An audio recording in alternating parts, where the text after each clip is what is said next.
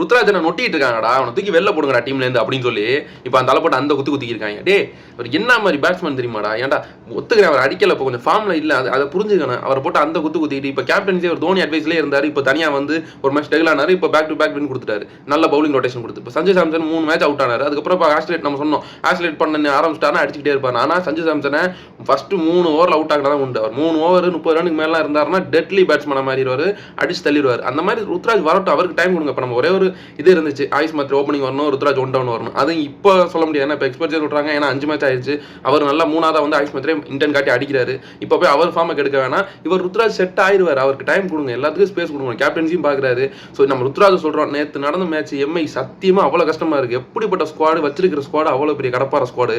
பும்ரா வந்து விக்கெட் எடுக்கணும், அவரே ரன்னையும் விடாமல் பார்த்துக்கணும், அப்படி இருக்குது. நம்ம ருத்ராஜ் சொல்கிறோமே, ஹர்திக் பாண்டியா நேற்று கண்ணு பிதிங்கி வெளில வந்துருங்க, அவ்வளோ ப்ரெஷர். எல்லாருமே செகண்ட் இன்னிங்ஸ்லாம் ஒரு மாதிரி ஷோல்டர் தொங்கி மூஞ்செல்லாம் ஒரு மாதிரி ஆகி ஹோப்பே விட்டாங்க. அந்த மாதிரி இருக்குது. டக்குன்னு என்ன ஆச்சு, ஹர்திக் பாண்டியா வந்து இதாகிடுச்சு, ரோஹித் சர்மா இருக்கப்போ நல்லா இருந்துச்சு. ஏன் அவர் உழைப்பு தருறீங்க? அவர் உழைப்பு இதாக பண்ணுறீங்க.